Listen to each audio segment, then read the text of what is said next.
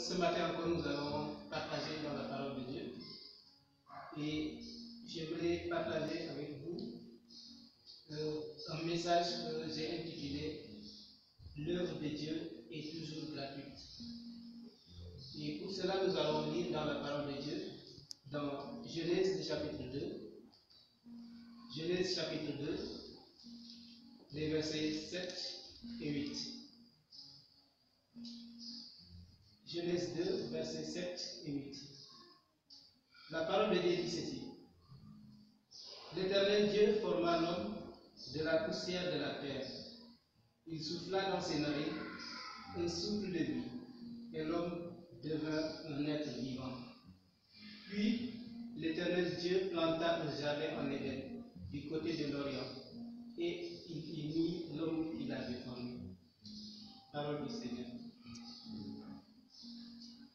Ce matin, frères et sœurs, en lisant ces paroles, j'aimerais que nous réfléchissions sur chacune d'elles pour voir combien Dieu a manifesté sa bonté, combien Dieu a manifesté son amour pour l'homme. La première chose que nous voyons en lisant ces paroles, c'est que Dieu forma l'homme. Dieu forma l'homme.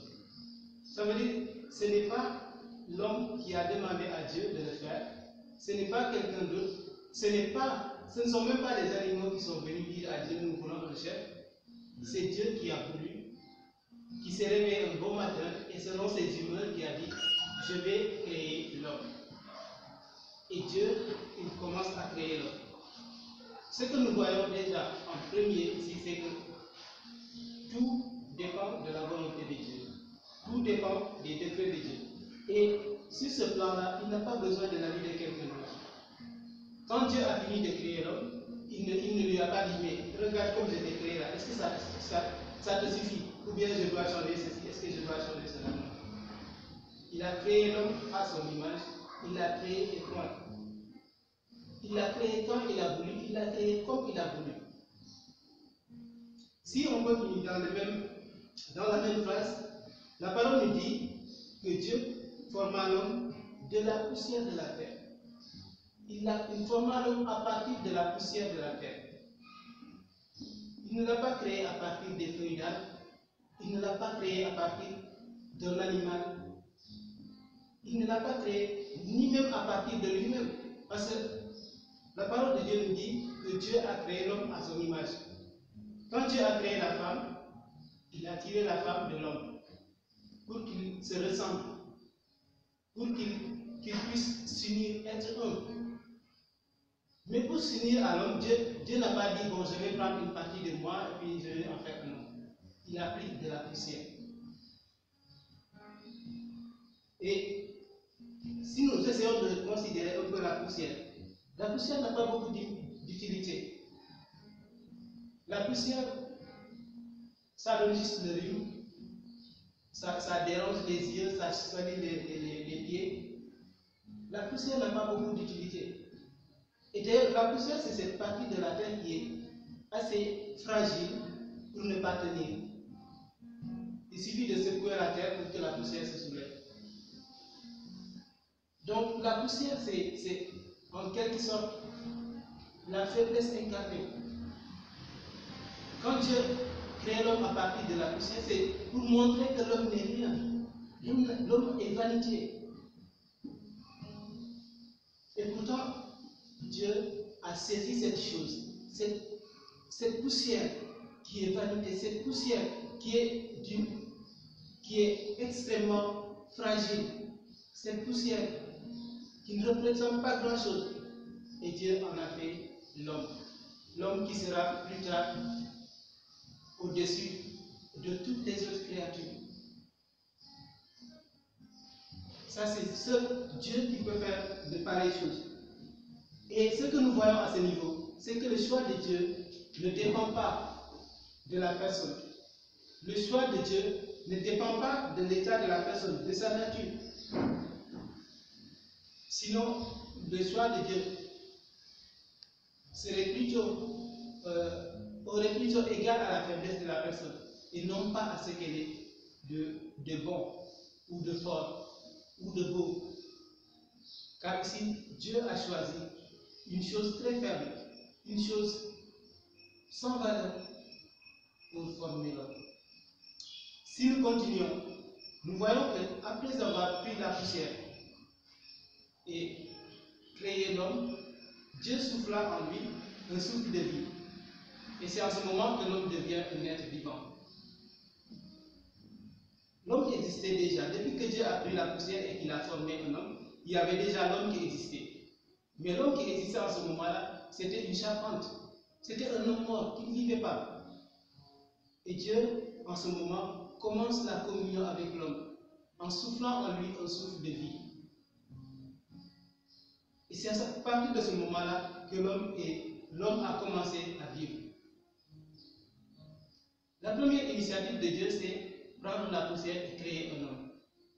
Deuxième initiative, il donne la vie à l'homme. Il souffle en l'homme pour lui donner la vie. Et là aussi, l'homme n'a pas eu à demander. C'est Dieu qui l'a fait, selon son propre désir.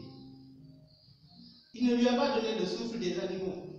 Il lui a donné son propre souffle pour que l'homme puisse commencer à vivre. Et l'homme a existé depuis que cette partie de Dieu, ce souffle de Dieu est entré en lui. L'homme qui n'a pas ce souffle de Dieu en lui, c'est un homme mort. Et j'allais même dire, quand Adam a été séparé de Dieu, quand Adam a été considéré comme mort, c'est qu'il n'avait plus ce souffle de Dieu en lui.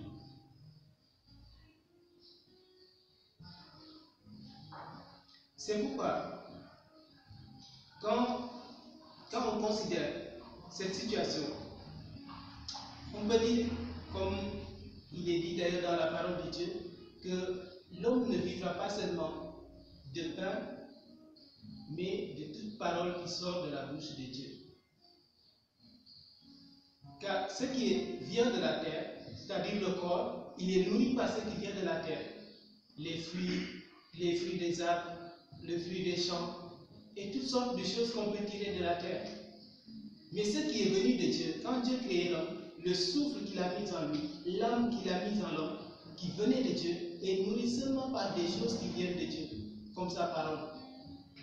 Et quand nous voyons avec le cas d'Adam et Ève, ils se sont concentrés plus sur les fruits des arbres qui peuvent nourrir leur corps que sur la parole de Dieu qui leur avait dit ne touchez pas à ce fruit.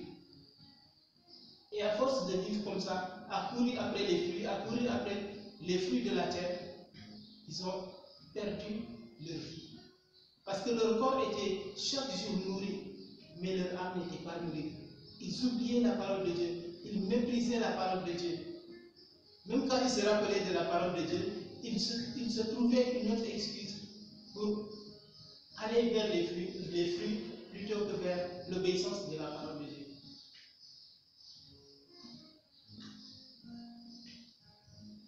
Aujourd'hui, c'est à chacun de nous de réfléchir à ces choses.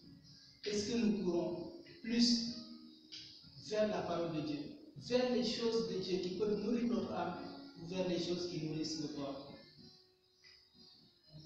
Si on continue au verset 8, la parole de Dieu dit: puis l'Éternel Dieu planta un jardin en Éden, du côté de l'Orient, et il y mit l'homme qu'il avait formé.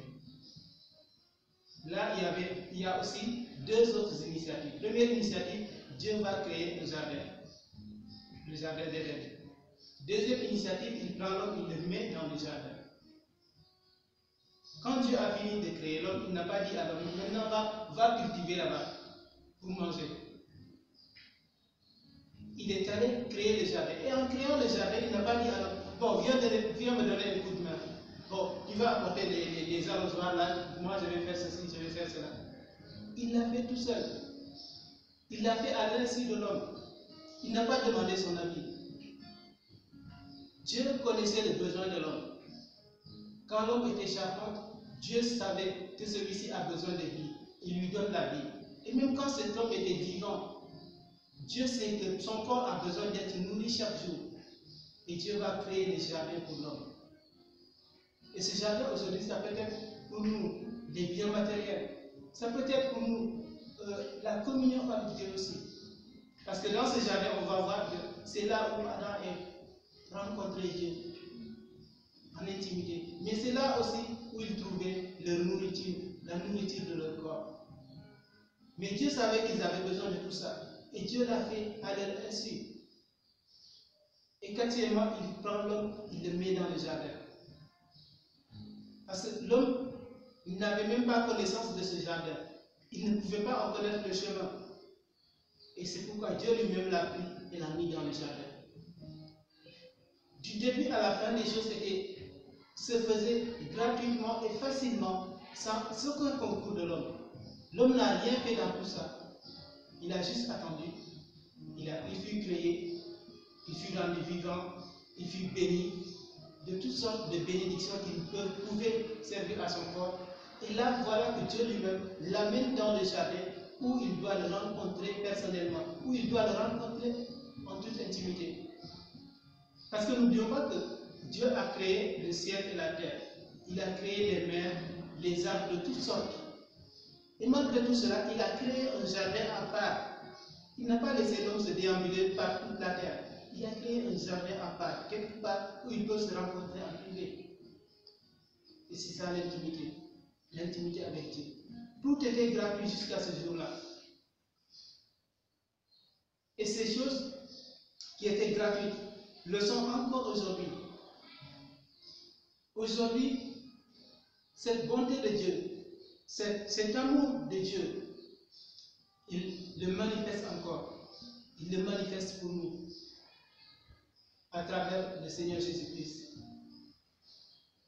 Quand Adam et Ève ont péché, ils se sont séparés de Dieu en vertu du jugement de Dieu.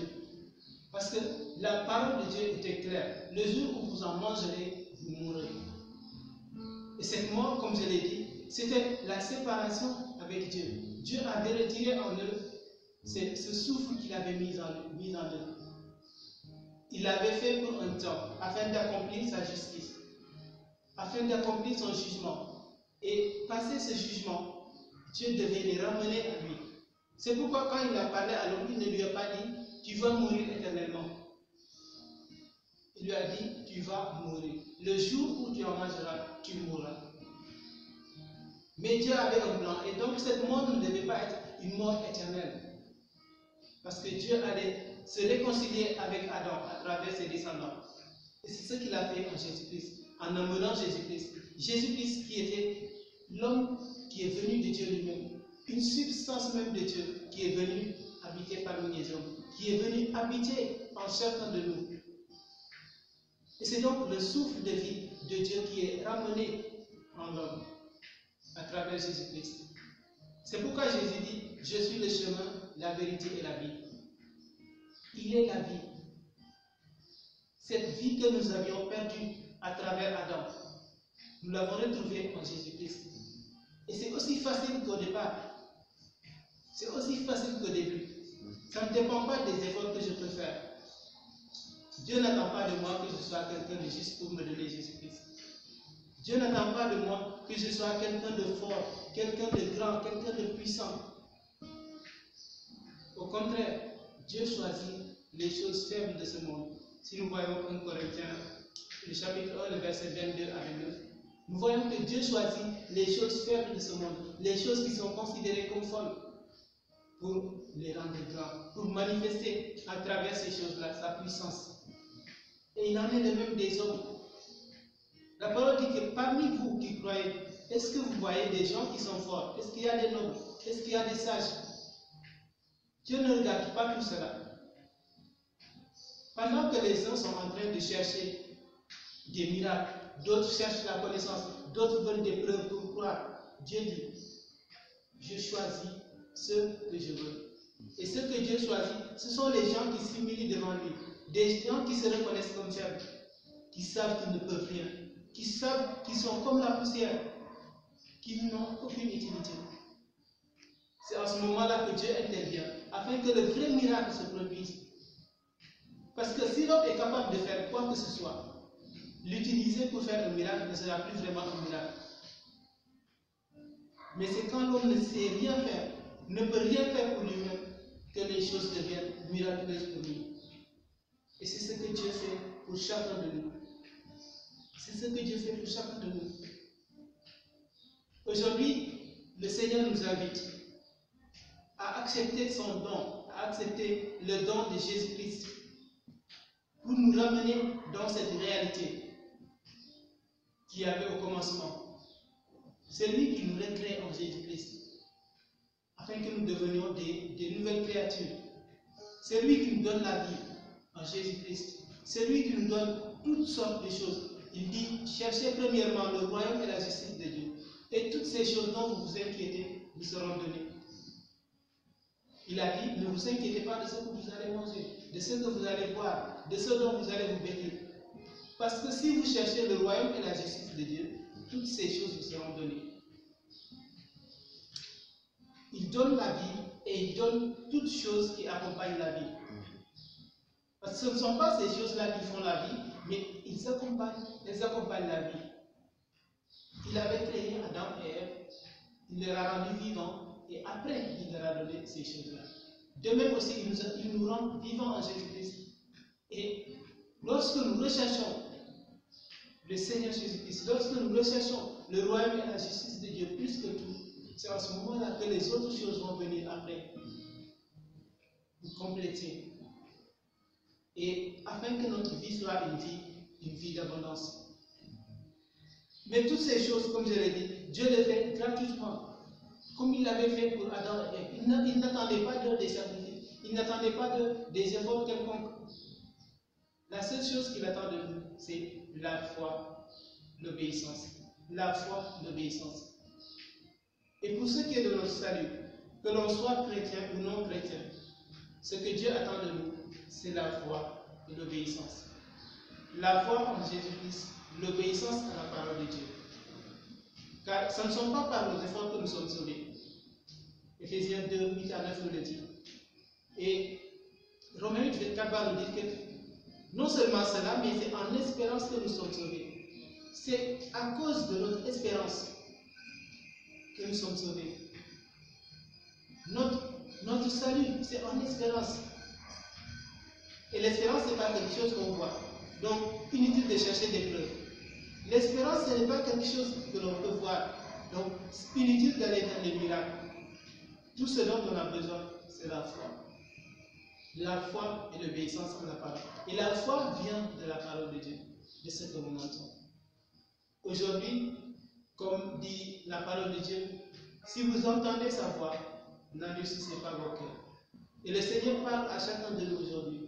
Il nous montre ce qu'il est capable de faire pour nous, ce qu'il a toujours fait pour l'homme et qu'il fait encore aujourd'hui. Nous qui sommes là, nous savons ce que le Seigneur fait.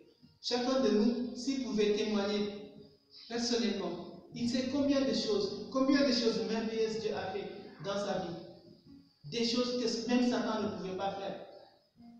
Quand vous essayez de penser à votre passé, ce que vous avez vécu avec le Seigneur, beaucoup de gens, peu importe leur âge, ont pleuré devant le Seigneur parce que leur cœur était rempli de joie à la vue de tout ce que Dieu a fait pour nous. Tout cela nous montre que notre Dieu est le même, il n'a pas changé. Donc, je ne vois pas pourquoi aujourd'hui nous devons penser qu'il nous faut faire des sacrifices, faire des efforts, faire ceci, faire cela, faire cela. La seule chose que nous sommes appelés à faire, c'est d'avoir la foi et obéir à Dieu. La foi est une ferme assurance des choses que nous espérons. Ce n'est pas quelque chose que nous pouvons voir concrètement avant de croire. Parce que ce qu'on voit, on ne peut pas encore l'espérer. C'est à cette foi que Dieu nous appelle. C'est à cette espérance que Dieu nous appelle. C'est à cette obéissance que Dieu nous appelle. Et si nous entendons sa voix aujourd'hui, n'endurcissons pas nos cœurs. Ouvrons-lui nos cœurs. Invitons-le dans nos vies. Et il agira. Que l'on soit chrétien ou non chrétien, si vous sentez aujourd'hui que le Seigneur vous appelle, ouvrez-lui votre cœur. Il dit, je suis à la porte et je frappe. Quiconque entend ma voix et ouvre la porte, j'entrerai, je demeurerai chez lui. Que le Seigneur vous bénisse et que le Seigneur bénisse la parole.